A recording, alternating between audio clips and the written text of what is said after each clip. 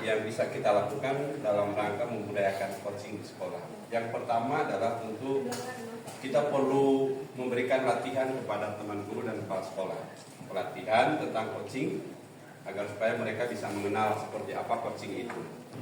Yang kedua, melibatkan kepala sekolah sebagai role model dalam menerapkan coaching. Jadi dia sebagai contoh, role model. Kemudian menerapkan coaching dalam kegiatan pembelajaran. Jadi coaching itu bukan antara kepala sekolah dengan guru atau antara kepala sekolah dengan pengawas, tapi juga dengan guru dengan siswa. Ya. Jadi menerapkan coaching dalam kegiatan pembelajaran. Yang berikut, membentuk komunitas yang fokus pada pengembangan coaching di sekolah. Jadi ada semacam kelompok yang memang fokus pada pengembangan coaching.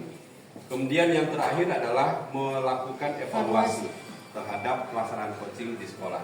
Jadi 5 hal ini yang mungkin menjadi implementasi dari apa yang sudah kita dengarkan dari kelompok 1 dan kelompok 2. yakni agar kepala sekolah dan guru merasa nyaman ketika kita dampingi dengan menggunakan percakapan coaching. Nah, agar merasa kegiatan ini akan merasa nyaman, pertama menumbuhkan hubungan saling kepercayaan antara coach dan coach. Berikut rasa empati, merasakan apa yang coach, turut merasakan apa yang dirasakan oleh coach.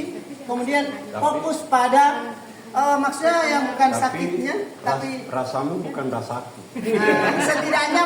Setidaknya si coach ini memahami apa yang akan yang dia rasakan itu.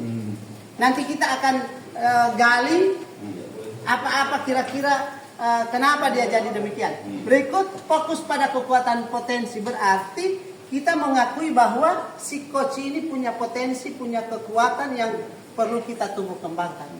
Kemudian kita dalam melaksanakan percakapan coaching ini ada tujuan yang jelas. Kemudian ada pertanyaan-pertanyaan yang terbuka. Berikut menumbuhkan ruang refleksi. Dan ketujuh memberikan umpan. Beberapa hal yang bisa tempat kita untuk berbagi informasi tentang coaching. Yang pertama melalui medsos. Medsos ini Bapak Ibu, apa saja yang sudah pernah kita gunakan, baik Instagram, Facebook, kemudian mungkin YouTube juga. Kemudian Bapak Ibu jangan lupa buat hashtag, ya, tandai siapa misalnya. Kemudian mention, jangan lupa ya. Jadi ditandai siapa.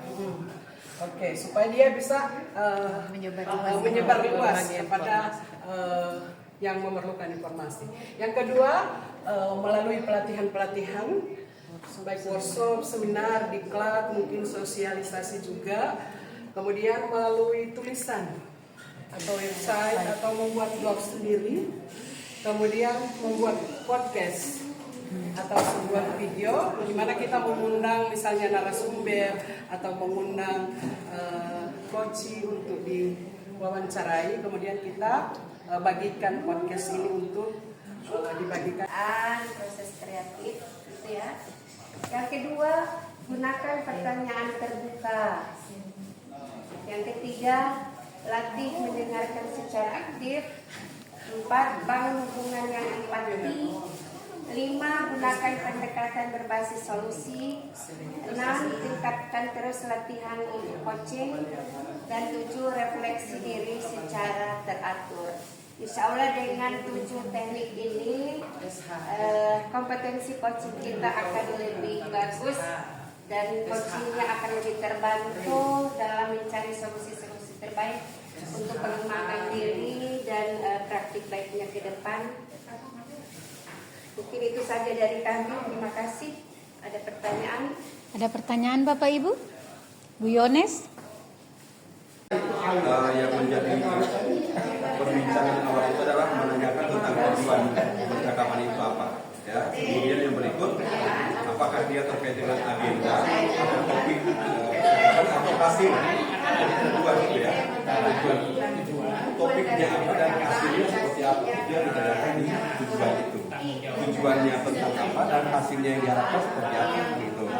Kemudian yang kedua, jadi contoh pertanyaannya apa yang menjadi topik agenda percakapan kita hari ini. Kemudian kedua, apa yang ingin Bapak Ibu dapatkan dari percakapan ini? Jadi hasil dari percakapan. Yang kedua, mindset Ya, dan kompetensi. ya, kedua. Dan hasil dari percakapan itu apa? Ada di tes percakapan. Jelas ya? Fokus. Yang berikut identifikasi. Identifikasi ini, coach membantu coach untuk mengidentifikasi apa saja yang ada di dalam topik percakapan itu. Identifikasi apa saja? Apakah itu terkait dengan manfaat dan lain-lain, perasaan, keinginan, dan sebagainya.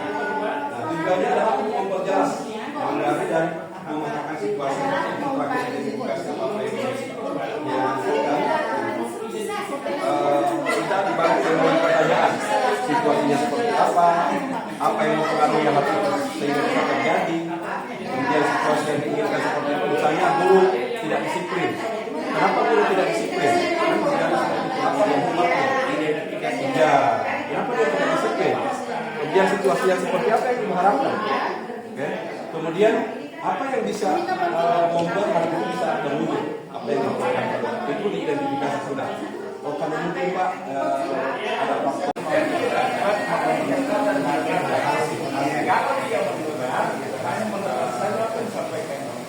jadi ketika kita mendengarkan kepada kita harus mengatur komunikasi atau ujian.